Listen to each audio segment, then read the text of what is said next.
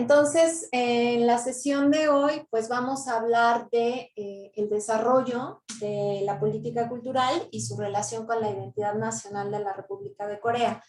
Como les mencioné hace un momento, en la próxima sesión nos vamos a enfocar ya más en cuestiones de construcción de la identidad.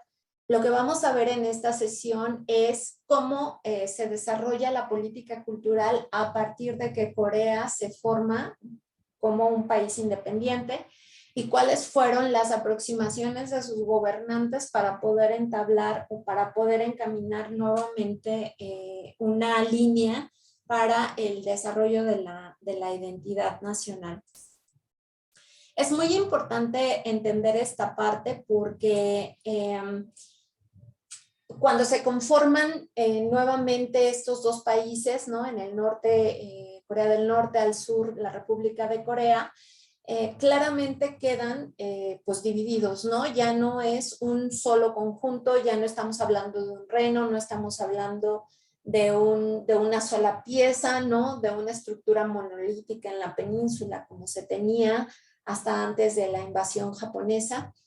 Y lo que es muy importante señalar es que cada uno de los dos países renace como un Estado-nación nuevo justo en este periodo del auge, ¿no? De esta forma política del Estado-nación, y que cada uno a partir, más bien a pesar de ser originariamente idénticos, ¿no? De haber pasado ese proceso histórico peninsular igual, cada uno se reestructura y se forma y se manifiesta de una manera diferente a partir de que pues son dos países independientes, ¿no?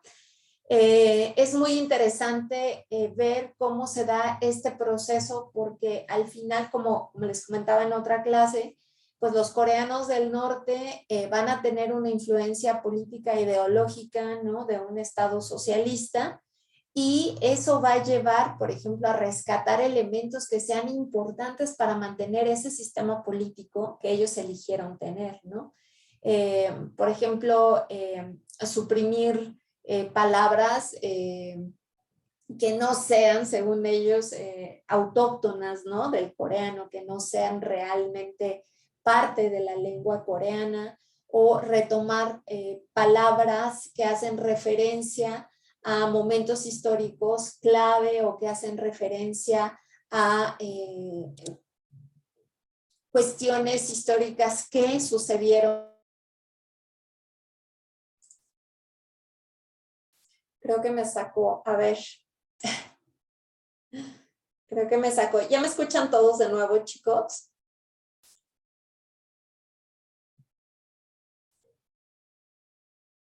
Ok, perfecto. Ahorita les vuelvo a compartir la pantalla. Gracias, chicos. Entonces, bueno, estaba comentándoles que pues cada uno, ¿no? Va retomando como elementos importantes que ellos consideran de esa historia compartida y los van a reacomodar o a reestructurar dependiendo del sistema político al que están intentando implantar, ¿no? En cada uno de los países. Entonces, obviamente, en este espacio, pues nos vamos a enfocar solamente en el sur, porque en el norte, pues, quizá haya datos históricos, pero pues difieren ya justamente de lo que es el sur, ¿no?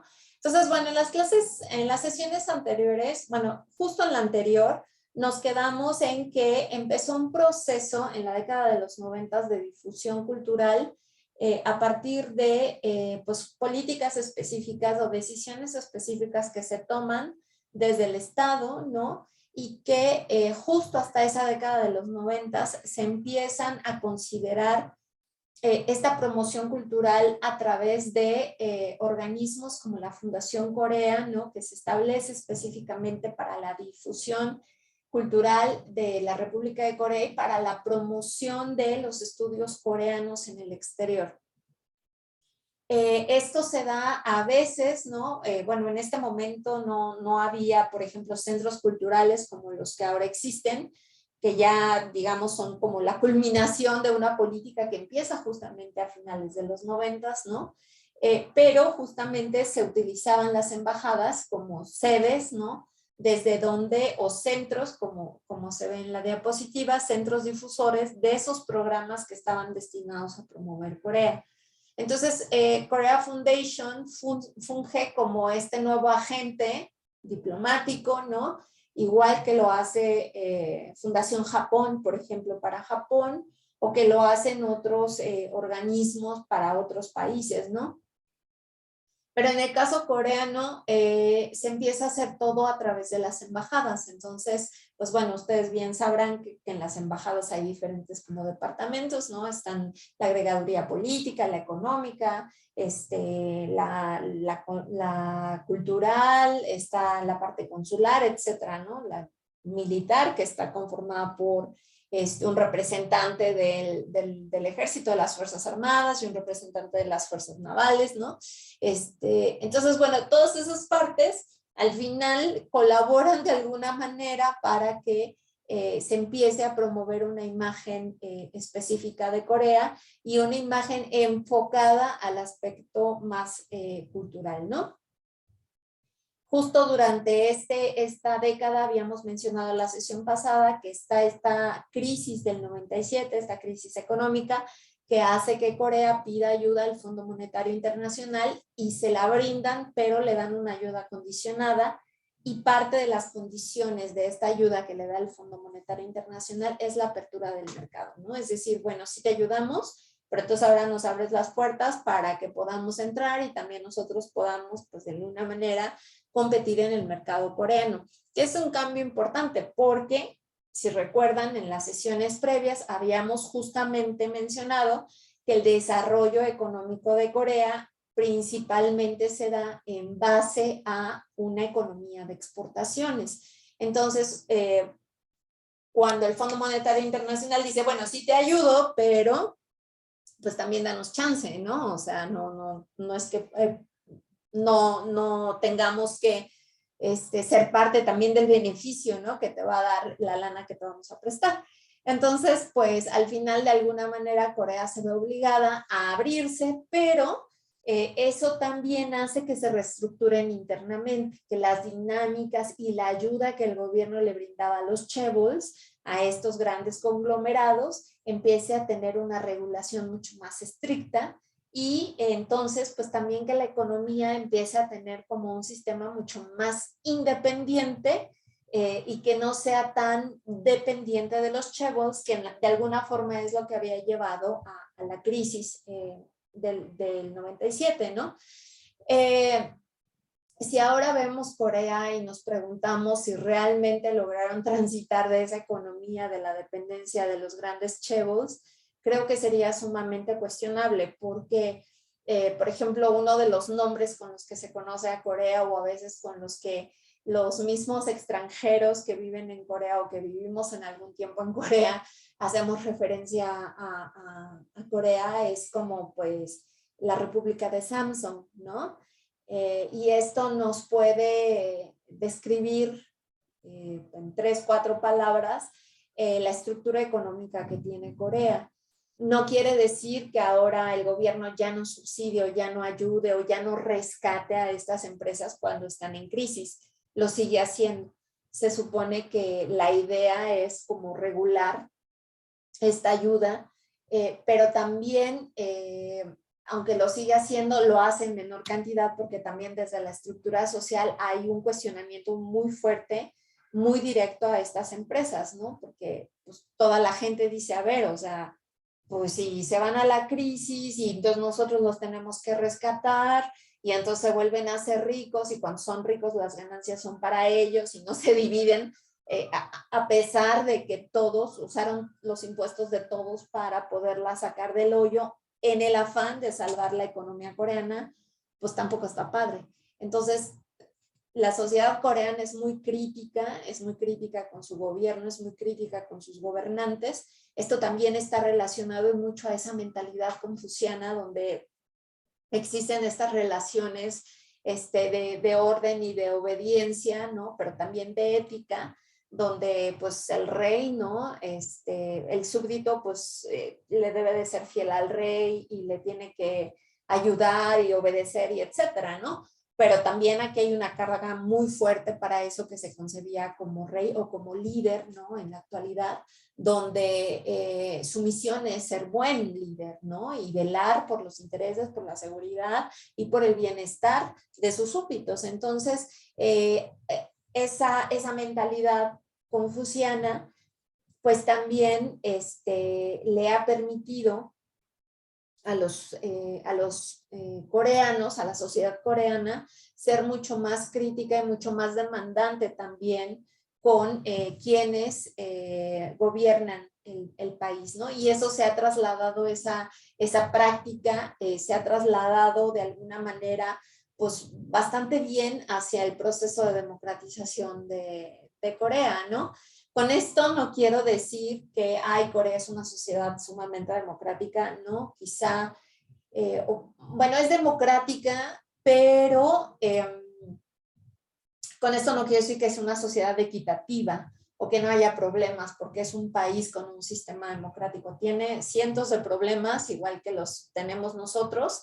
No es un modelo impecable, ¿no? Porque creo que ninguna sociedad podría cumplir con esos parámetros, porque no existe en el mundo una sociedad modelo de democracia. Pero al final han logrado implementar un sistema que hasta muchos años permitió, ¿no? El desarrollo del país y el desarrollo de una manera equitativa. Obviamente ya después, quizá desde, no sé, el 2010, ¿no? Se empezó a polarizar otra vez esta brecha entre los más ricos y los que no son ricos, ¿no? Y también en los últimos años se ha incrementado el nivel de pobreza. Ahora que estamos pasando por la pandemia, igual que en otros países, se han desvelado pues problemas sociales que se hicieron más evidentes, ¿no? Que ya existían, pero que con este proceso de la pandemia se han hecho más evidentes. Y entonces hay problemas como el de la pobreza, ¿no? Que se está empezando otra vez a incrementar en la sociedad. Pero bueno, eso lo vamos a ver más adelante. Empiezan también en esta década de los 90 con la promoción de los símbolos culturales asociados a Corea a través del Ministerio de Cultura y de Deportes. La difusión la hacen a través de las embajadas y con la misión que tiene Korea Foundation, pero digamos que se gesta desde el Ministerio de Cultura y Deportes. Y pues bueno, les mencionaba la sesión pasada estos símbolos que retoman para empezar la promoción. Y también algo que empieza a tener impacto en la transformación que hay en esta década es la aparición del Internet, pero también de la digitalización. Corea, todo el país, bueno, habíamos mencionado en las primeras clases que es pues territorialmente muy pequeño. Pero una de las características más llamativas quizá en el contexto actual es que Corea es un país que está total y absolutamente conectado en todos los edificios que hay de departamentos, en todas las zonas hay internet. Los edificios se construyen ya con todas las instalaciones de internet puestas, ¿no? O de televisión por cable. Ya ven que aquí pues vivimos y como que el edificio está así el cascarón y te dan o tu casa, ¿no? Y tú tienes que hablar y contratar y el servicio, y cuando vienen a instalar el servicio, lo instalan desde la calle hasta adentro, ¿no? O sea, meten todos los cables, etcétera. En Corea es al revés, o sea, en Corea estás y solamente hablas para que te vengan a conectar y digamos a dar de alta la cuenta con la que te van a cobrar. Pero todo está instalado, o sea, toda la infraestructura está en los edificios y esto pues obviamente permite que el acceso a internet pues sea pues masivo, ¿no? Y sobre todo yo creo que también el ser tan pequeñito el país pues le permite justamente igual que con las vías de transporte y de comunicación, pues le permite obviamente tener una conexión, una interconexión de todos, ¿no? Con internet, ¿no? Y también el proceso de digitalización es muy importante porque yo recuerdo que cuando yo llegué a Corea, que fue más o menos en el 2003, eh, todavía me tocó de estos telefonitos de teclitas, ¿no? Que se abrían y se cerraban y eran chiquitos y eran una monada porque eran como las innovaciones de Corea. Me acuerdo que el que yo tenía era un LG. Y, y entonces de repente, ¿no? Empezó esta transición hacia lo digital y empezó esta transición de los aparatos mismos, ¿no? Que obviamente ya ese tipo de teléfonos pues no iban a soportar esa nueva tecnología. Y entonces de repente era un mar de gente en el metro, ¿no? Y cada uno pues con su celular, ya como los conocemos hoy, ¿no? Todos veían iban los viajes largos y todos iban viendo las televisiones, los programas de televisión, y para mí era como, órale con los coreanos, ¿no? O sea, ¿cómo pueden traer en el teléfono todo eso? Eh, entonces, esta portabilidad de alguna forma, ¿no? El poder moverte con toda esa información contigo, tener siempre servicio, estar interconectado en el metro, en las plazas, en los espacios abiertos, en la universidad, porque también eso es otra cosa súper importante, ¿no? Por ejemplo, aunque en Corea las universidades son de paga, como les explicaba en una de las primeras sesiones, pues pagan mucho, ¿no?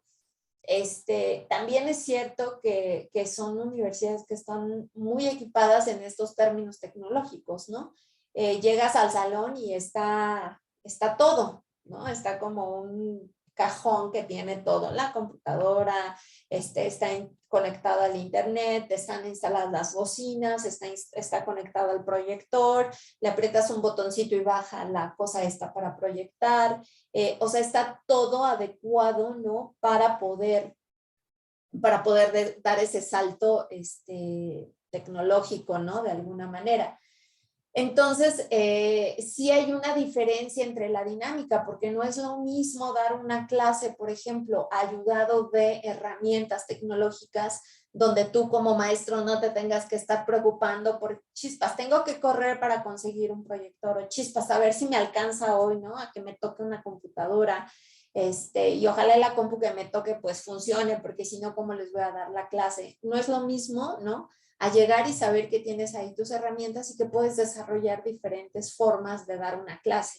Entonces, ahí es donde ves el impacto que puede tener la infraestructura, ¿no? Y sobre todo este proceso de herramientas digitales, pues que le permiten también a un país avanzar en sectores que a lo mejor no se percibe necesario. A mí me encanta pararme enfrente del salón y dar una clase, obviamente, ¿no? Pero tampoco puedo negar que en la actualidad si yo me siento enfrente de ustedes si me siento y me pongo a leer un libro, pues se me van a dormir, ¿no? Van a decir, ay, esta maestra qué hueva, ¿no? Entonces, claro que siempre bueno, a lo mejor dicen eso, igual con todo y tecnología. Bueno, espero que no. El caso es que, bueno, hay un impacto importante. Corea lo logra en esta década de los 90, por lo menos dar los primeros pasos o establecer los primeros pasos para luego poder llegar a tener el desarrollo que tiene en la actualidad. Entonces, a lo largo de este proceso de desarrollo y de conformación y de creación de estas nuevas patrones de desarrollo económico, etcétera, pues hay elementos importantes que son sumamente significativos para el desarrollo continuo de una sociedad, ¿no? Y a partir de esta década de los 90, donde se empieza a fomentar desde la figura del Estado el desarrollo de una política cultural y de una industria cultural, entonces también se empiezan a plantear elementos importantes como la identidad cultural. Esto lo vamos a ver más a detalle en la siguiente sesión porque es un poco más denso, ¿no? Hay que entender por ahí conceptos importantes, pero es interesante porque al final si de repente en este momento alguien les dice, bueno, ¿y cuál es la identidad cultural del mexicano o de la mexicana, no? creo que sería muy complejo contestar a una pregunta así, o cómo podemos definir a un mexicano o a una mexicana. Es muy compleja, ¿no? La identidad cultural forma parte de la identidad individual o la identidad del grupo, ¿no? Pero es muy complejo determinar cuáles son los elementos que nos dan identidad como mexicanos, por ejemplo, porque en el caso particular de México, pues somos un país pluriétnico, plurilingüístico, donde hay grupos que directamente fueron o son descendientes de europeos, de diversos países de Europa, donde la mayoría de la población es mestiza, donde también tenemos población que llegó de África con diferentes condiciones. Entonces somos como un fundido ahí de un montón de culturas, de un montón de tradiciones, de un montón de saberes, de un montón de cosas que nos pueden dar orgullo o no y que nos pueden enaltecer o exaltar como esta parte del sentirnos mexicanos. Pero también por otro lado está toda esta formación de una identidad cultural que viene a partir del Estado, que es lo que el Estado nos enseña desde pequeñitos a asociar con lo mexicano, con el ser mexicano, ¿no? Entonces, por ejemplo, eh, cuando, cuando yo vivía en Corea, que fue la primera vez que sentí esta parte de la identidad, ¿no? De porque estaba lejos de todo lo que, de lo que era lo mexicano. Fue cuando quizá más directamente me empecé a cuestionar, bueno, ¿qué onda? O sea, ¿cómo me defino como mexicana, no? Y entonces era muy curioso porque cada compañero o compañera que venía de otro país, de un país diferente, cada uno tenía una idea diferente de lo mexicano, ¿no? Entonces, por ejemplo, había veces que en Corea, los taxistas, que son los profesionales de preguntar quién eres, de dónde vienes, a qué te dedicas, etcétera, siempre me decían, ay, pues, ¿de dónde eres? No, pues, mexicana. Ah, México, sí, México, mariachi, taco, tequila. Hacían muchas asociaciones, porque acababa de pasar la Copa del Mundo de Corea con Japón. Hacían muchas asociaciones de México con este jugador Luis Hernández, un jugador que tenía así su pelo rubio oxigenado, y de Cuauhtémoc Blanco, el que ahora es gobernador de Morelos, ¿no? Entonces, siempre decían que la Cuauhtemiña y la Cuauhtemiña, y yo así como que cero fútbol, obviamente, pero digo, sí sabía de ellos, pero no es que yo fuera fanática del fútbol. Y entonces me daba como risa escuchar esas cosas, ¿no? Y yo, pues sí, les daba el avión. Al principio como que me preocupaba más, pero luego les daba el avión. Pero luego entonces, luego me encontraba con compañeros que venían, por ejemplo, de países de Europa del Este, ¿no? Y me preguntaban por simplemente María, ¿no? ¿Y cómo está Victoria Rufo? ¿Cómo está Verónica Castro? Y yo, pues, la verdad no sé. Pero ellos asociaban lo mexicano con esas imágenes, ¿no? De la industria, de las telenovelas que Televisa exportó durante muchísimos años hacia esos países de Europa del Este o a las exrepúblicas soviéticas, ¿no?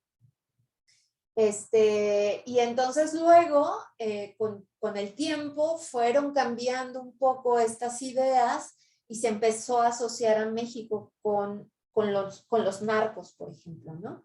Entonces, me acuerdo que una vez un taxista me dice, ¿de dónde eres? Ah, de México, ¿no? Así como la letanía de todos los días.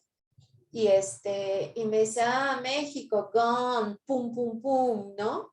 Very bad, me decía, ¿no? Que eran muy malos los mexicanos. Y entonces era como, no, o sea, México no es eso. Entonces, siempre es como muy complejo definir qué te define como mexicano, ¿no? Me decían México, tacos, burritos, ta, ta, ta, ta, ta. Y era como, ya cállense, o sea, México no es ni taco, burrito, ni nada de eso, porque aparte era, según ellos, taco burrito, pero así como sus referentes era Taco Bell y cosas que en México pues ni al caso, ¿no? Era como más esta idea Tex-Mex que se promueve a través de las películas de Hollywood, ¿no?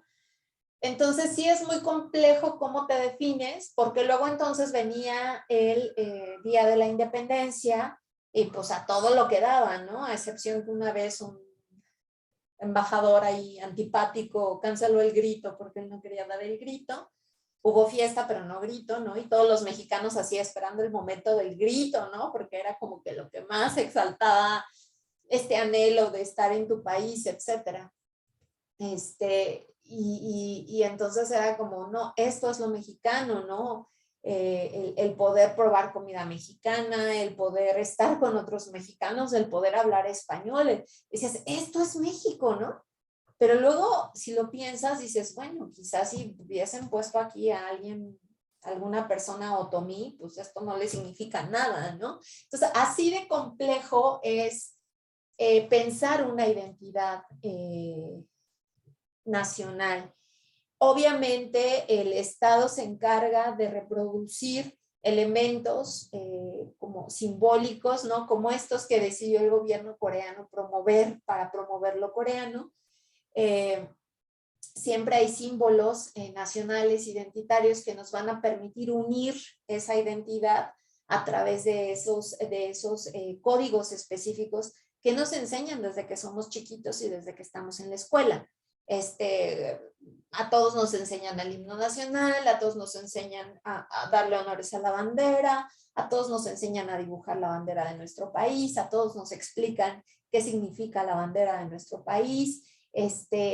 Y entonces, pues el día de la independencia, todos estamos con los mismos colores porque es lo que nos da identidad, porque todos pertenecemos a ese mismo país que usa esa misma bandera, ¿no? Entonces, el Estado cumple un rol fundamental en la formación de esta identidad, no solamente nacional, sino cultural, porque se rescatan elementos, por ejemplo, en el caso de México, elementos de origen, ¿no? Como que todos venimos de, pues de México Tenochtitlan, pues cuando en realidad no todos los mexicanos vienen o venimos de ahí, ¿no? Es como que se crea este mito de origen, se fomenta, se enaltecen las estructuras, pues como las pirámides, ¿verdad? Que hacen referencia a esas grandes civilizaciones antiguas,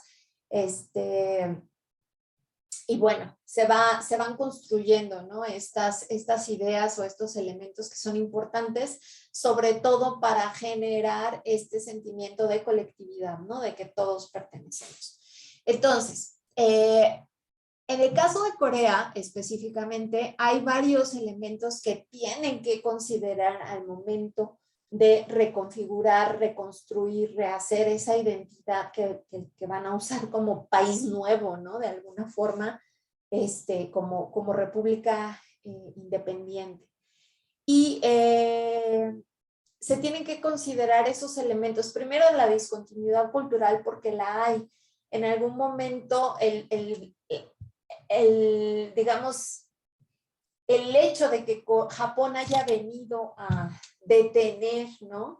El propio proceso coreano y de que les haya prohibido hablar su idioma y que les haya prohibido practicar sus fiestas tradicionales, reproducir su cultura, ¿no? Educar en lo cultural a los chavitos, ¿no? Y decir, a ver, tú eres coreano y este es tu origen, ¿no? O sea, porque los obligaban a ir a la escuela y en la escuela les enseñaban japonés y les enseñaban cosas sobre Japón diferentes, ¿no?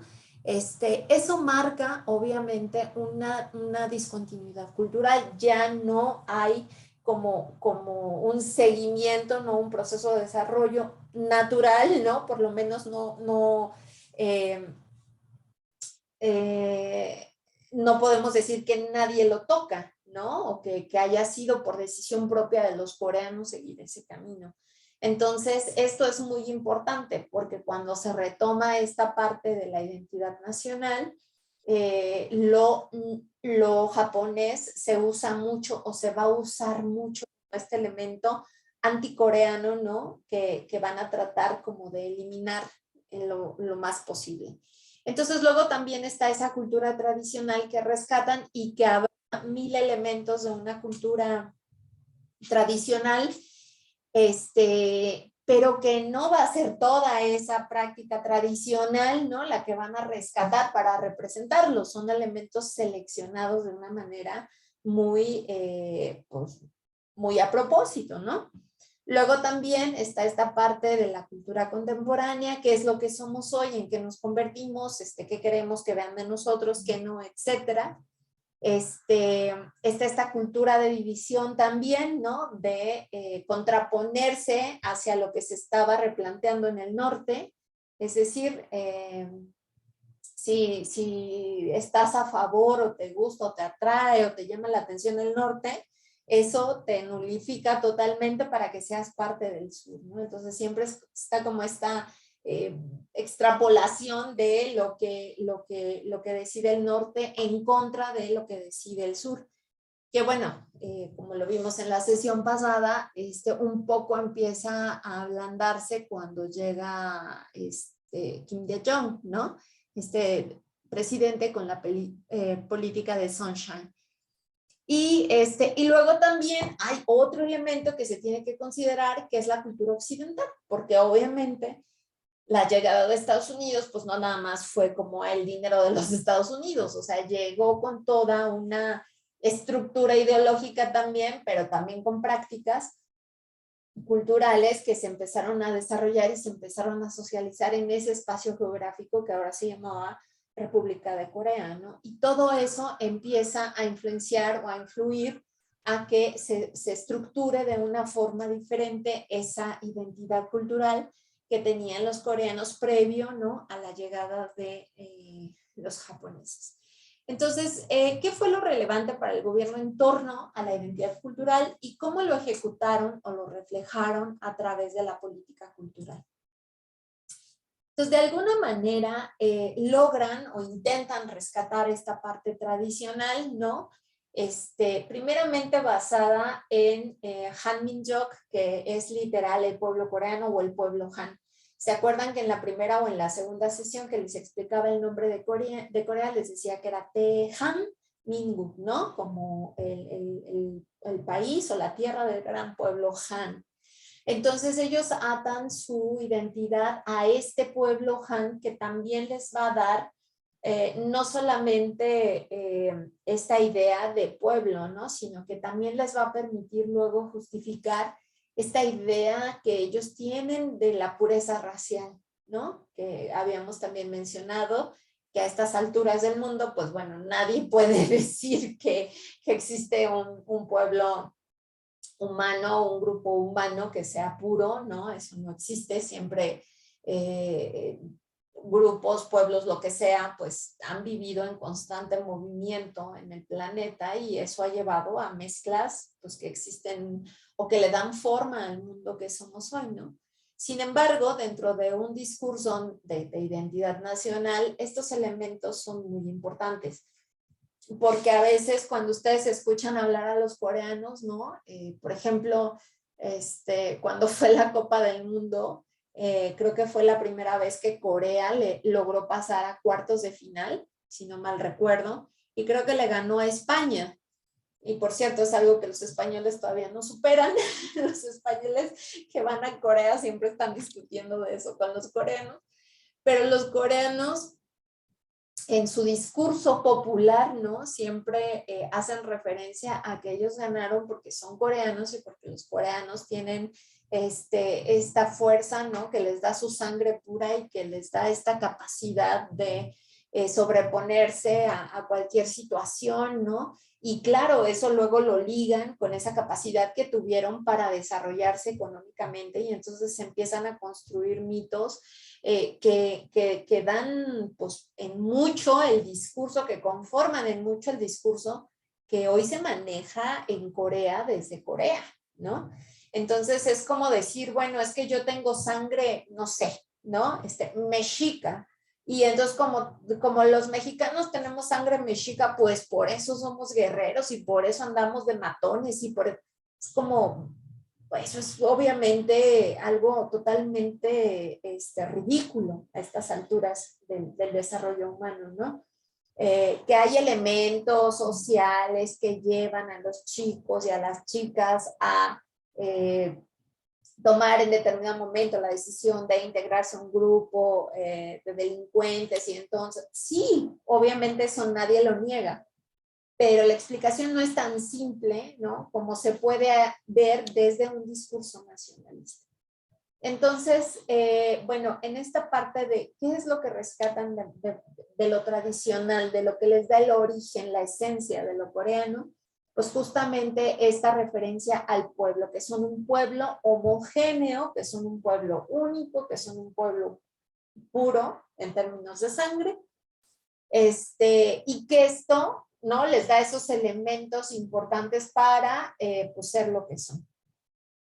También esta parte del confucianismo, o básicamente del neoconfucianismo, que es como lo que se reafirma más en el último periodo independiente de Corea, ¿no?, cuando es Choson.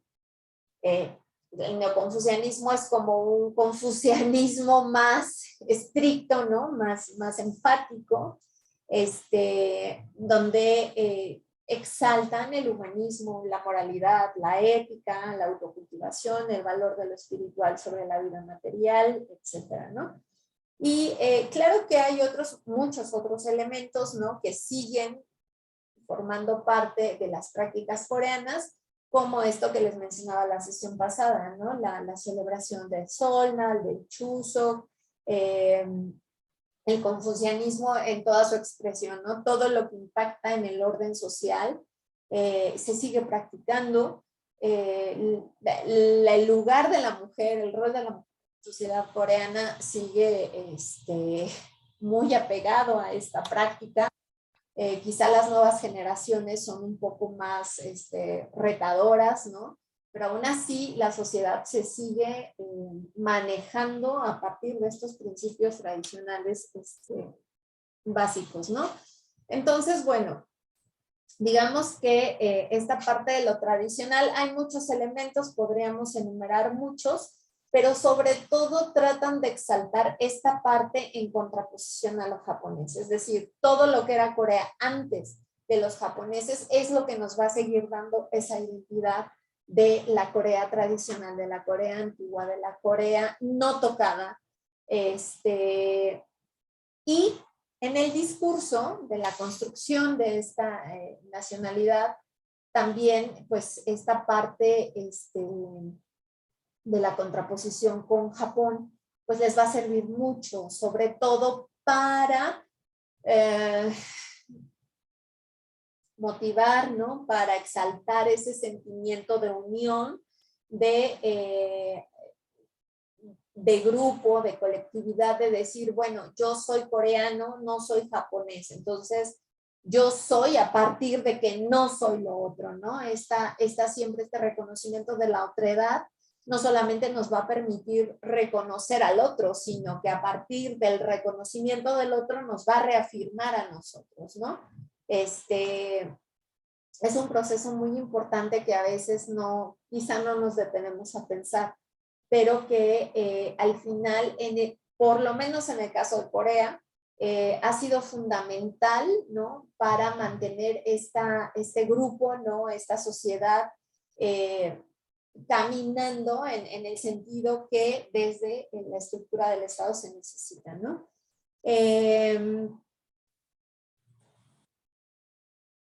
Esta oposición con Corea del Norte al final nos permite entender la fragmentación de un imaginario nacional común, ¿no? Lo que tenían con la parte norte de la península no existe, pero volvemos a usar este elemento importante que se usa con Japón, ¿no? Nosotros ahora somos esta parte, somos el sur y no somos el norte. ¿Por qué no somos el norte? Pues porque no tenemos un mismo sistema político, porque tuvimos o pudimos tomar una mejor decisión en base a nuestro futuro, porque el modelo que nosotros elegimos es el modelo correcto, porque la forma en la que se construye esta otredad de lo coreano, de esta coreanidad, es la mejor expresión de lo coreano, ¿no? Entonces, al final, esta fragmentación con el norte, no solamente en términos territoriales, sino ideológicos también, va a traer, pues, en consecuencia, una división social, cultural, lingüística, ideológica, ¿no? Se prohíben de alguna manera los productos culturales que usaba el norte para legitimar su régimen, ¿no? Se enfatiza el anticomunismo o socialismo y empieza a haber una apertura hacia lo que estaba en el norte, hacia la expresión coreana del norte, hasta casi la década de los 90, ¿no? Con Occidente, de alguna manera, pues, cuando hablamos de Corea y sobre todo de la industria cultural, a mí me llama mucho la atención que algunos de los elementos que, por ejemplo, los jóvenes o las chicas que consumen estos productos siempre les llaman la atención, es como que, es que es coreano y es auténtico y es otra expresión cultural diferente, pues es diferente a la industria o a los productos que nos venden desde Occidente, sobre todo desde Estados Unidos, o los consumo porque ya estoy cansada de los productos típicos, ¿no? que nos ofrecen en México o en los estadounidenses, etc. Pero al final, una de las cosas más interesantes justo de analizar estos procesos es ver qué tanto Occidente ha permeado a la sociedad coreana, ¿no? En alguno de los procesos que ya veremos en una sesión más adelante, en alguno de los momentos cuando pues esto de la ola coreana empieza a tener un impacto, por ejemplo, en China, al principio lo reciben muy bien, pero luego empiezan a catalogar a estos productos de entretenimiento coreanos como ¿cómo? Los determinan como imperialismo cultural, es decir, que a través de esos productos intentan pues dominar, ¿no? Colonizar el pensamiento de pues los jóvenes que estaban consumiéndolos en China. Y entonces es muy interesante porque no son los mismos ojos de un joven o una joven de China que un joven o una joven de México, ¿no? Entonces los chinos los ven demasiado occidentales y justo por eso los etiquetan en algún momento de esa forma y empiezan a frenar el flujo de los productos coreanos a China, porque entienden que Corea se ha occidentalizado muchísimo y no quieren que eso se proyecte en la juventud china. Sin embargo, otros países del sudeste asiático que se han insertado también en este proceso de intercambio con Occidente, ¿no? Como quizá Filipinas o Singapur o Vietnam o Indonesia, ven este proceso de los productos coreanos como bueno, ¿no? Como que, pues qué padre, o sea, porque los coreanos no dejan de ser asiáticos, ¿no? Y aunque ya están más occidentalizados, la forma en la que nos presentan sus productos no son tan agresivos o tan drásticos como Occidente. Digamos que pasa por un filtro coreano, ¿no? Por un filtro cultural que hace que no sea tan amenazante para esos países asiáticos. Entonces es muy interesante porque al final las percepciones que se tienen en México, donde casi no hay conocimiento de lo coreano, entonces es que estos productos son realmente coreanos, cuando si miramos con atención, en realidad Corea del Sur es una de las sociedades asiáticas más influenciadas de Occidente y que ha adoptado muchísimos elementos de vida para su desarrollo, N cantidad, incluso de religioso de Occidente, ¿no? Entonces sería muy cuestionable como entender qué tan coreano o a qué te estás refiriendo con que es más coreano o es muy coreano. O sea, qué parte de lo coreano es lo que ves tú, ¿no? Y no es una reinterpretación coreana de la cultura occidental.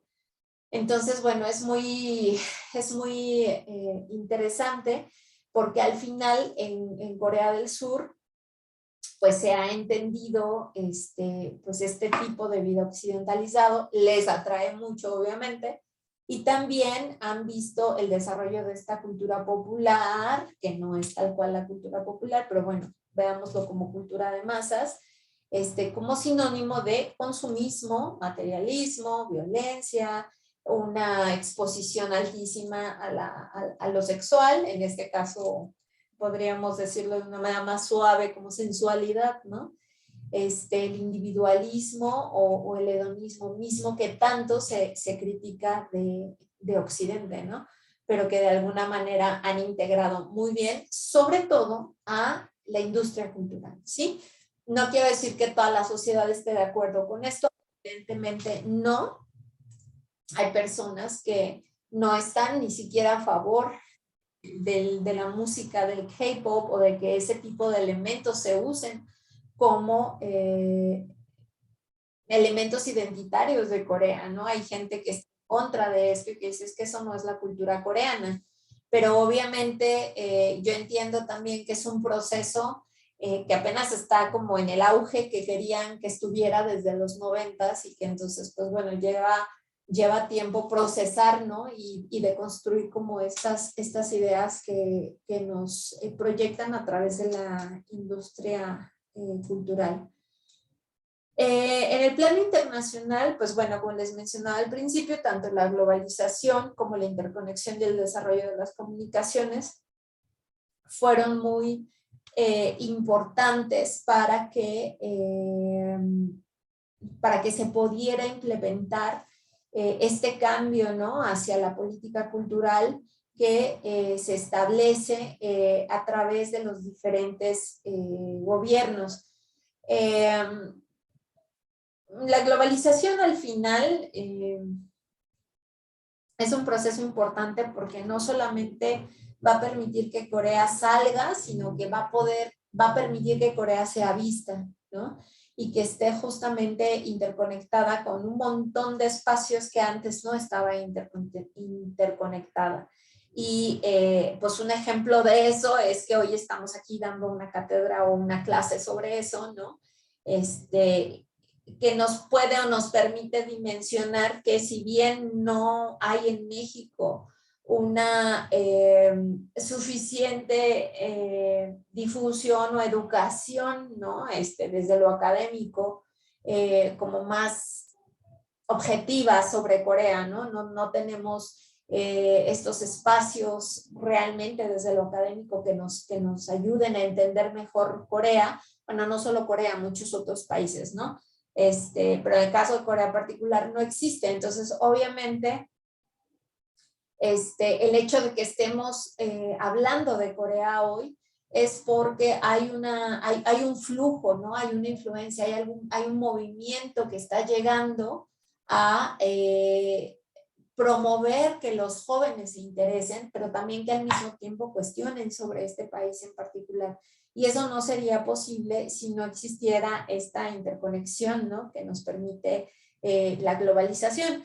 Que hay aspectos negativos, que hay aspectos positivos, que se puede cuestionar, definitivamente no quiero decir con esto que estoy a favor de el proceso de globalización que existe o que la forma en la que estamos experimentando la globalización sea lo ideal, obviamente no, solamente lo señalo como algo importante que ha permitido que hoy podamos estar observando a un país que está territorialmente muy lejos de nosotros, ¿no?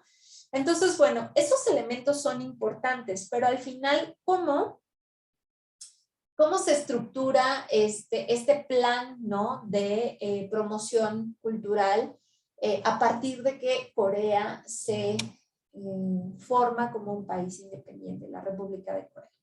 Entonces, ustedes recordarán que en la sesión que les di como de historia general, ¿no? De aproximación a la historia general, hablábamos de que el primer presidente, que fue Lee Sik-man, bueno, si no estoy mal, se pronuncia Suk-man, pero se romaniza de esta manera. Entonces, el nombre más como popular es así como lo ven escrito, Risigman, aunque es I. Pero bueno, él es este presidente que les mencionaba que estaba a favor de, era muy conservador, coreano, ¿no? De las élites coreanas, y luego estudió en Estados Unidos, y luego entonces ya con todo ese pensamiento occidental, porque se educó allá, Estados Unidos lo apoya para que sea el primer presidente de Corea. Entonces él está del 48 al 60. Entonces digamos que le tocó un periodo muy fuerte en términos de justamente de conformar esta parte identitaria como sociedad o como colectividad. ¿Por qué? Porque acuérdense que también les mencioné que cuando se divide cuando dividen a la península, pues muchas familias quedaron separadas, ¿no? Entonces, el hecho de tú plantear de inmediato una política donde separe el pensamiento, donde ya no concibas a la otra parte de la península como parte tuya, sino que ya es otra cosa, pues no es fácil, ¿no? Es como de repente, yo les mencionaba en esa clase el ejemplo de, imagínense que de repente dice Estados Unidos, no, pues bueno, vamos a dividir México, bueno, Estados Unidos y otros países con poder. Y entonces, pues el norte le va a pertenecer a Estados Unidos y el sur le va a pertenecer a China, ¿no? Entonces, como, ¿qué? ¿Qué onda, no? Es como, imagínense ustedes tener que borrar todo ese imaginario que tienen sobre su país, sobre su familia, y de repente meter un chip que te metan, o te empiezan a meter un chip donde no, el norte es otro país, el sur es otro país, y entonces el norte tiene esta ideología y el sur tiene esta otra, y entonces los del norte son malos y los del sur son buenos. Es muy complicado, sobre todo porque en este momento necesitaban mantener a la sociedad unida. ¿Para qué? Pues para poder implementarla como fuerza laboral, ¿no? Entonces son periodos muy complejos para Corea, porque aparte de que estaban en la pobreza total, de que estaban saliendo de las ruinas, de que no tenían dinero, pues tener que mover a toda la gente, reorganizarle, decir, a ver, vamos a salir y vamos a irnos por este camino y vamos a organizarnos y vamos a hacerlo mejor que el norte. Pues fue realmente muy complicado. Sin embargo, fue muy importante para este momento pues enfatizar la cultura nacional de ese nuevo país, es decir, qué somos y cómo nos vamos a definir, ¿no? Se empiezan obviamente a rescatar esos elementos de la cultura tradicional, sobre todo esto del pueblo Han, y se ve o se usa el confucianismo como esta parte espiritual, ¿no? Que necesitaban para poder integrarse como un colectivo. En el confucianismo lo colectivo es muy importante, se ve como una familia extendida. También eso se traspasa a los espacios de trabajo, y que es parte de la estructura de los chaebols, ¿no? Y entonces el transferir esa idea de familia hacia lo social, pues permite de alguna manera que se trabaje obviamente por un bien colectivo, ¿no? Porque pues claro que en tu casa o en tu familia no vas a querer que nadie pues esté mal o que esté enfermo o que tenga problemas o que sea violento, etcétera. Entonces como que transfieren ese ideal de lo familiar hacia lo colectivo a través del confucianismo, ¿no? Y entonces después de este año de 1960, es que entonces llega el golpe de estado con Park Chung-hee. También se acuerdan que les dije que pues fue un militar y que entonces se queda en el poder casi 20 años, ¿no?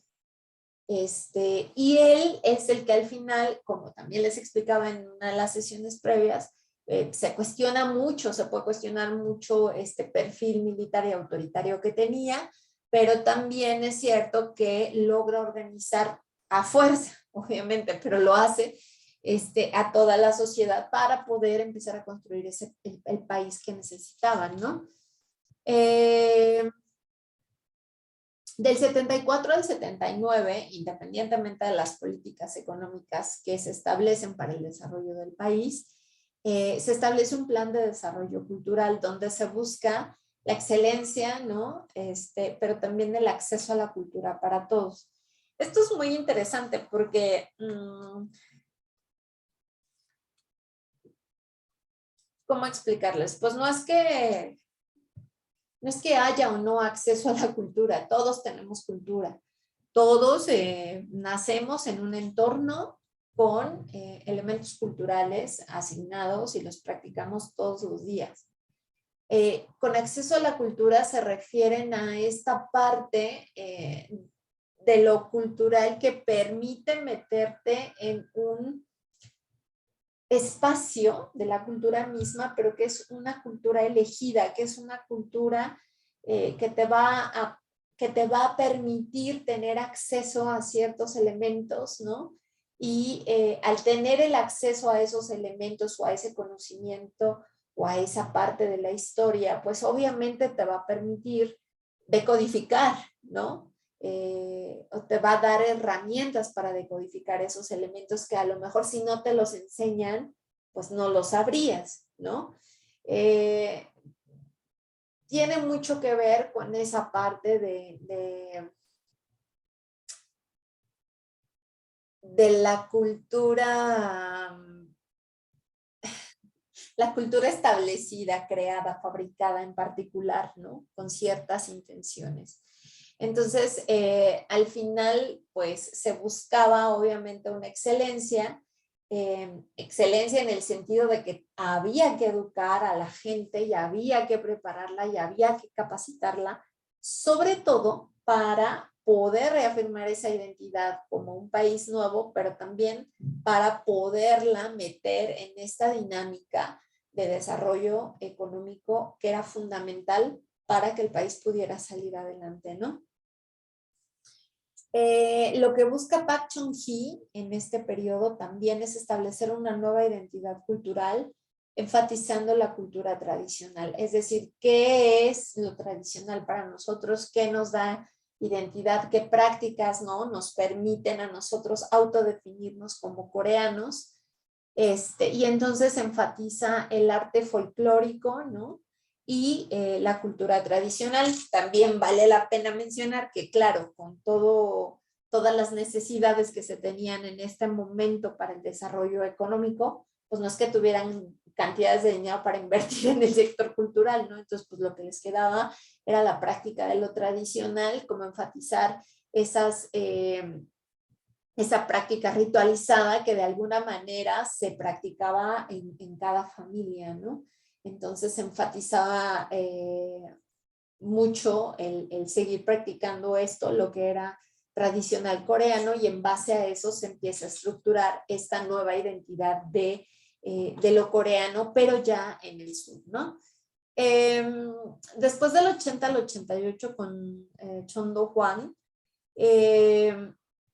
empieza, obviamente ya se había pasado como esta etapa crítica del desarrollo, ¿no? Empiezan a tener o a mover más dinero, y como en algún momento uno de mis maestros de antropología me decía, bueno, nos decía, no nada más a mí, decía que bueno, para que una sociedad pudiera ser pues buena en deportes o en artes, pues primeramente tenía que satisfacer las necesidades básicas de cualquier ser humano, ¿no? Que era pues el sustento, la comida, una casa, la salud, y pues bueno, el trabajo, asegurar el trabajo, ¿no? Y entonces es muy interesante porque al final, si ustedes ven el desarrollo económico de Corea y lo ponen en paralelo con esta parte de la implementación de las políticas culturales, pues justo es hasta la década de los 80 que ya lograron por lo menos poner toda la estructura necesaria para el desarrollo económico, que empiezan entonces a jalar recursos hacia otros sectores, ¿no? Como es el sector cultural. Entonces, en este periodo es cuando se empieza a ver el mayor apoyo a las artes coreanas de diferentes tipos, ¿no? Se empieza a hacer como una consideración en el apoyo a lo cultural, no solo de lo tradicional, sino también de lo contemporáneo. Empiezan a ver, bueno, sí, somos esto en origen, ¿no? Pero ¿qué más nos está definiendo en la actualidad, ¿no? Porque tampoco querían que se quedaran con esa idea de que Corea era un país, pues, agrícola, ¿no? Así de antes de la colonia japonesa, más bien como que estaban enfocados en que se empezara a ver que Corea era un país que se estaba desarrollando, que ya no era pobre, que ya tampoco era un país agrícola, sino que ya tenían industria, que ya estaban empezando a producir cosas que se consumían en el mercado mundial, etcétera, ¿no? También en este periodo se busca establecer una identidad cultural justamente atada a ciertos elementos que son elegidos arbitrariamente, pero que se eligen desde estas estructuras del Estado y que luego se implementan desde esas mismas estructuras, ¿no? Se le pone más atención al arte, como darle más recursos, atención para que se siga produciendo esta parte artística que al final pues es una parte fundamental y muy importante de la sociedad.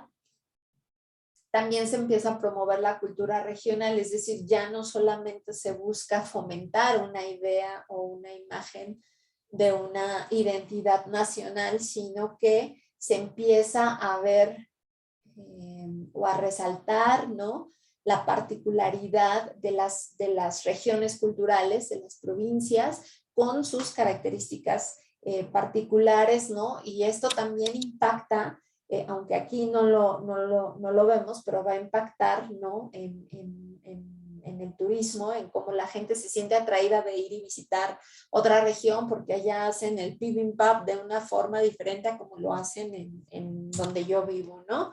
O en tal región hay más casas tradicionales y entonces pues puedes ir y experimentar una estancia en una casa tradicional, o en tal región hay más templos budistas, entonces pues, ir a visitar los templos budistas y comer como comían los budistas, ¿no? Entonces como que empiezan a enfatizar, o incluso las producciones artesanales de cada región, así como aquí en México, ¿no? Que, pues es que en Jalisco es donde se produce el tequila, o en Oaxaca se produce el mezcal. Entonces no puedes ir a Oaxaca sin perderte la experiencia de probar el mezcal, ¿no? O que si vas a, no sé, a Tepic, ¿no? Ahí a la costa esa que hay un tipo de pescado que le llaman pescado zarandeado, que es muy rico, ¿no? O sea, no puedes ir y no probarlo. Entonces, esto es como enfatizar como esas prácticas culturales regionales que a lo mejor no se unían todos en esta identidad cultural nacional, pero que existen y que de a poco fueron alimentando más la idea y la conformación de esa nueva identidad de lo coreano, ¿no? Entonces, pues bueno, en este sexenio se empieza a promover la cultura regional y también se empieza a expandir el intercambio cultural con otros países, ¿no? Digamos que empiezan a salir de su zona y empiezan a acercarse hacia otros países. Del 88 al 93, con NOTEU, empieza a promoverse esta idea de la cultura para toda la gente. Vuelvo a lo mismo, todos tenían cultura, pero es esta cultura selectiva, ¿no? Que se hace a través de un festival o que se hace a través de películas de cine o teatro, etcétera, ¿no? Se establece, bueno, una de las metas era como establecer ya una identidad cultural más clara, ¿no? Más nítida de lo que es lo coreano o la coreanidad. Se promueve también la excelencia en las artes, es decir, no solamente que se produjeran artes, sino que fueran de buena calidad. Y esto también tiene que ver con que empiezan a exportar o empiezan a tener intercambio con otros países. Entonces, lo que buscaban promover en esos otros países, pues eran productos de calidad, ¿no?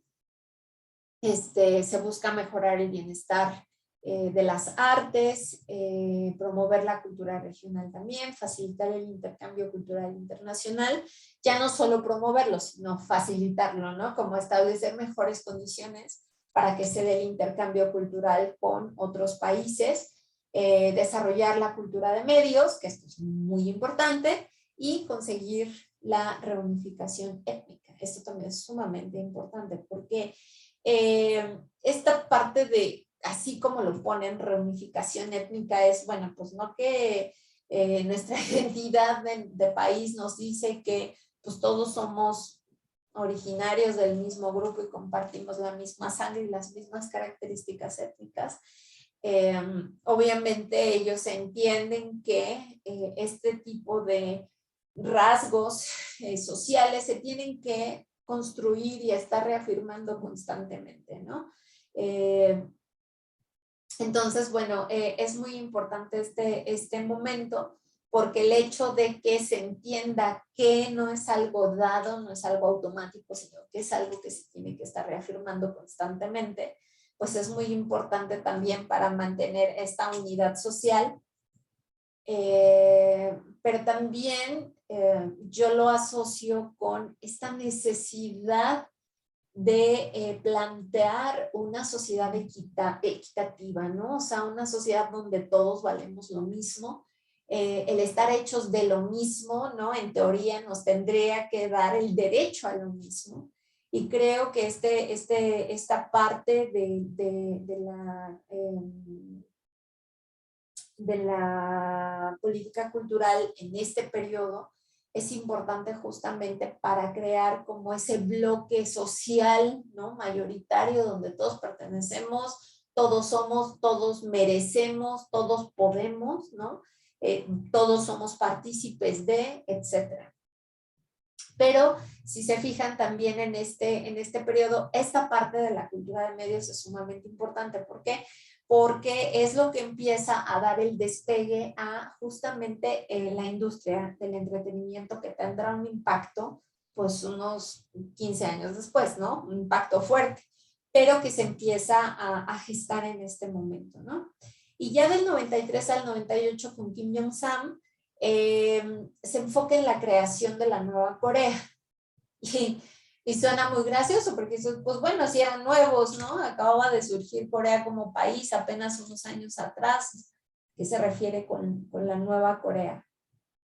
Entonces, justamente van tras reestructurar, rehacer, reconfigurar, rediseñar la imagen de Corea para proyectarla hacia el exterior. Es decir, no queremos que sigan viendo a Corea como ese país opuesto al norte, no queremos que sigan viendo a Corea como ese país que fue colonia japonesa, no queremos que sigan viendo a Corea como ese país agrícola que quedó en las ruinas y en las cenizas después de la guerra de Corea, no queremos que sigan viendo a Corea como ese país dependiente de Occidente para poder salir adelante, ¿no?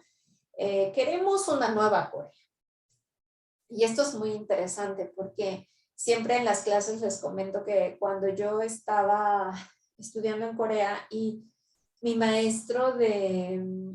director de tesis del doctorado, me pidió mi proyecto, ¿no? Ya desarrollado para hacer mi tesis. Yo inicialmente quería hacer un trabajo sobre migración, pero pues me mandó al caramba y entonces me dijo, plantea otra cosa. Y entonces justamente desde mi punto de vista, esto es lo que sucedió en Corea. Estaban tratando de reestructurar su imagen y su identidad, ¿no? Porque si quieres reestructurar una imagen, necesitas reforzar la identidad. Y entonces yo le decía, es que los coreanos están haciendo una promoción para los coreanos mismos, ¿no? Para imaginarse de una forma diferente, para proyectarse hacia el mundo de una forma diferente. Y mi maestro se me quedaba viendo y me decía, eso no existe, o sea, eso te lo estás imaginando, ¿no? Y después con el tiempo, cuando veo todos estos elementos, digo, claro, o sea, no querían que alguien pues mencionara estas cosas, ¿no? Porque lo que buscaban justamente era promocionar a Corea, no que todos nos diéramos cuenta que estaban reestructurando la imagen, ¿no? Para poder obtener mayores beneficios en el exterior. Yo no sé por qué, porque al final pues es válido, ¿no? No es que nos estuvieran obligando ahí a la fuerza con una pistola a que los veamos diferentes. Al final cada quien se crea la imagen de un país pues con los elementos que tiene. Pero a mí me llama mucho la atención que siempre existe esta negación dentro de Corea, ¿no? De decir, no, es que nosotros siempre hemos sido así, cuando en realidad no es cierto. O sea, han pasado por procesos de transformación y de desarrollo, insisto, totalmente válidos, ¿no? Porque si han sido capaces de organizarse para convertirse y reconstruirse en algo que prefieren ser, pues tampoco está mal. Pero tampoco puedes borrar, ¿no? Que te estás reconstruyendo. Entonces creo que esta parte de crear una nueva Corea no iba nada más enfocada a un país con mejor infraestructura o con mejores escuelas o con mejores bancos o con edificios muy bonitos e inteligentes. O sea, no solamente iba a eso, sino iba también enfocado a que los coreanos dieran este paso ideológico, ¿no? De esa Corea tradicional a una Corea pues más moderna. ¿Por qué? Porque lo iban a necesitar para competir en el espacio global, ¿no? Este presidente específicamente hace énfasis en la democracia cultural, es decir, que todos deben de tener acceso a la cultura, obviamente en el tono que antes se los expliqué, ¿no? Fomentaban la creatividad del pueblo, ¿no? Empiezan justamente a promover que se expresen, que expresen lo coreano, que creen nuevas formas de arte, de teatro, etcétera, ¿no? Como fomentar todo lo que tuvieran que expresar a partir de la creatividad, ¿no?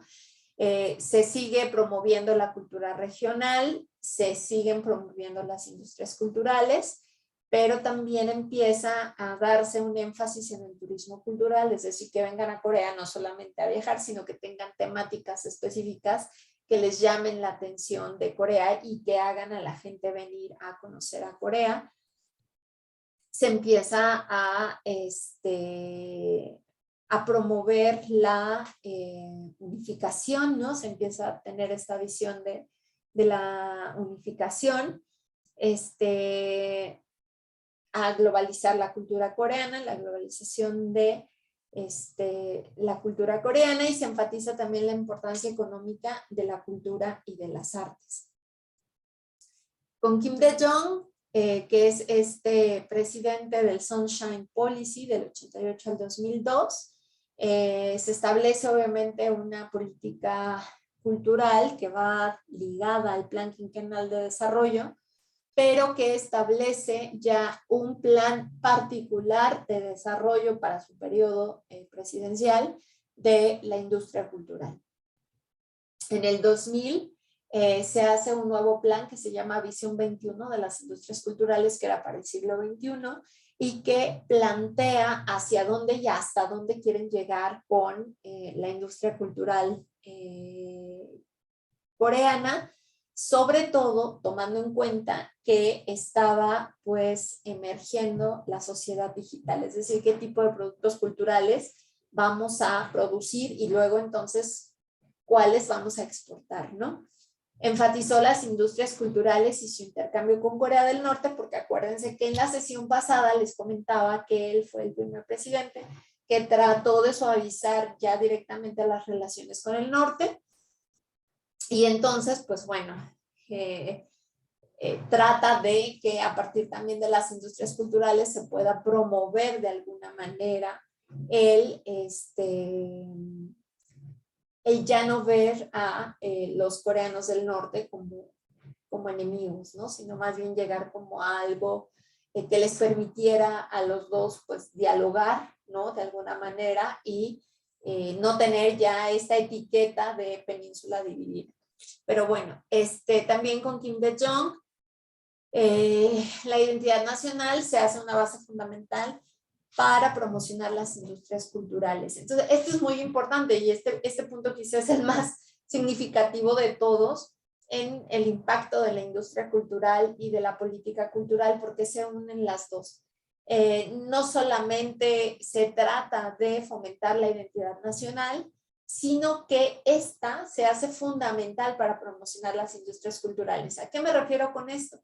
Pues simplemente a que todo lo que se haga como producto cultural que tenga la intención de exportarse, bueno, no necesariamente para exportación, pero que luego se va a usar para exportarse, debe de tener muy enfatizada esta parte de la identidad nacional, de qué es lo coreano, cómo los coreanos aman a su país, cómo los coreanos lo construyen, cómo los coreanos respetan a su país, cómo los coreanos trabajan, cómo los coreanos, o sea, todo el reflejo del esfuerzo coreano de la sociedad, de qué los hace coreanos, se vea reflejada en las industrias culturales. Entonces, es muy interesante porque no solamente les da características específicas, sino que a través de la industria cultural se promueve una cultura ya fabricada, estructurada, elegida, seleccionada particularmente para definir qué es lo coreano. Y parece un plan macabro, pero al final es muy importante entender esta parte, porque es como si de repente nosotros, ¿no?, reflexionamos sobre la industria cultural que existe en México. Y a veces cuando yo escucho algunas reflexiones sobre el por qué nuestra sociedad es así o por qué nuestra sociedad es de otra forma, cómo se reafirman ciertos patrones, por qué se reproducen ciertas cosas que no deberían ya de reproducirse, pues en automático me viene a la cabeza Televisa y la porquería de programas que producen, ¿no? En algún momento te preguntas, bueno, como, a ver, o sea, si ya somos un país que está metido en un conflicto de narcotráfico, como para qué hacen series de narcotraficantes, ¿a quién le interesa enaltecer a los narcotraficantes? ¿No? Pues bueno, a la industria cultural, obviamente. Hoy que estamos en pandemia, yo pienso, bueno, ¿por qué a los médicos no se les enaltece? ¿Por qué nadie ha hecho una serie de cómo los médicos han salvado miles de vidas y cómo han tenido que abandonar a sus familias? Y que ¿por qué de eso no se hace una serie, no? Pues porque obviamente no les interesa promover una sociedad donde no haya violencia o donde no haya, ¿cómo describírselos? Donde no haya notas rojas o notas amarillas, porque al final el morbo, ¿no?, es lo que hace que muchos productos se vendan. O por ejemplo, ¿por qué en vez de estar sacando ahí futbolistas que dices, bueno, sí, wow, qué padre que chuten el balón, pero eso que, o sea, ¿cuál es el mérito, no, de patear un balón? Pues cualquiera lo puede patear, que sean mejores o peores, bueno, pero igual que hay en cualquier carrera, o sea, ¿por qué no sacan arquitectos construyendo edificios, no? O ¿por qué no sacan, no sé, chefs haciendo comidas nutritivas y sanas, ¿no? Entonces, esto al final nos permite entender que es una industria que también se alimenta, ¿no?, de ciertos patrones, de ciertas imágenes, pero que las reproduce y al reproducirlas y al consumirlas, las personas de una sociedad, se empiezan a crear estructuras o imaginarios o comportamientos parecidos a lo que se reproduce en esos espacios de las industrias culturales. Entonces, al final tienen un impacto muy fuerte, ¿no?, en la formación de los hombres y de las mujeres que viven dentro de una sociedad, ¿no? Entonces, pues bueno, al final esta parte creo que lo que han promovido, ¿no? En la industria cultural coreana, pues es como una reestructuración o reconstrucción del ser coreano, hombre o mujer, que les permita tener elementos para también ser atractivos en el mercado internacional, ¿no? Ya luego más adelante vamos a ver como más detalles de estos procesos. Y bueno, luego al final, ya estamos a 2 diapositivas de acabar, chicos. Nomo Hyun en el 2002 al 2008 promueve estas nuevas industrias, pero también nuevas identidades. ¿Entienden? Que hay que cambiar como esa parte donde si estás promoviendo nuevas industrias en un mundo que tiene ciertos requerimientos porque ya tienen cierto avance o ciertas necesidades, también hay que cambiar las identidades. No puedes promover a través de esta mega industria que desarrolló Corea, ¿no? Solamente pues la imagen de los coreanos cultivando y siendo agrícolas, porque entonces todo lo que le estás invirtiendo a esa promoción cultural pues no va a tener el impacto que buscas y que por algo estás invirtiendo, ¿no? Es como un negocio al final. La industria cultural obviamente no se escapa de esta visión economicista, ¿no? Del mundo es dinero y lo más importante en el mundo es el dinero, ¿no? Entonces, bueno, lo que me parece más importante de cómo se va estableciendo la política cultural en relación a la identidad nacional son las acciones que tiene Kim Dae-jung para reafirmar la identidad cultural. Él promueve el intercambio con Japón en vez de prohibir los productos culturales japoneses. Durante muchos años se manejó, y sobre todo en los primeros años de Corea como país, se maneja la imagen de Japón en contraposición con lo coreano, ¿no? O sea, nada japonés, no nos gustan, no los queremos, y no tenían intercambio tal cual con Japón. Pero Kim Dae-jung pues no prohíbe, ¿no? Los productos culturales japoneses, que aparte en este periodo empiezan también a crecer como espuma, y empiezan a exportarse a muchas partes del mundo, y que de alguna manera van a ser la antesala de los productos culturales coreanos, sobre todo en nuestro país, ¿no? Kim Dae-jung establece que el objetivo pues era la globalización de la cultura nacional, es decir, que todo el mundo conociera la cultura coreana. En el 88 se abren las puertas a las industrias cinematográfica, publicitaria y de video japonesa en Corea, y esto permite que en el 2000 la animación, la música pop, las grabaciones musicales, los juegos y la transmisión de programas japoneses entren a Corea también. Al final, este acto pues lo hace pensando en que si quería desarrollar y globalizar la cultura nacional, tendría que ser a base de las buenas relaciones con todos los países, incluyendo a Japón. Aparte de esto, desde mi punto de vista, pues no solamente era incluir pues inocentemente, ¿no?, a Japón en este intercambio, sino que al final es una visión que los coreanos han tenido desde siempre, y es la forma en la que construyeron también muchas de las empresas que tienen, que les había mencionado, ¿no? Que pues, los carros los desarrollan a partir de observar cómo eran los carros japoneses, o los teléfonos a partir de cómo eran los teléfonos japoneses, o las pantallas a partir de observar cómo eran las pantallas japonesas, perdón. Entonces, pues la industria cultural no fue una excepción. Yo pienso que en algún momento también le dan entrada a los japoneses al ver el éxito que se tenía en el mundo y la forma tan eficiente que esa industria cultural japonesa permitía difundir la imagen de Japón en muchos países, aunque no hablaran japonés o no hablaran inglés, ¿no? Y creo que al final también lo toman como pues vamos a ver cómo le hacen ellos para hacerlo nosotros, aunque evidentemente eso Corea nunca lo va a aceptar, y nunca van a aceptar que su industria cultural esté inspirada, ¿no?, en los alcances que tuvo la industria cultural japonesa en los años que fue fuerte, ¿no?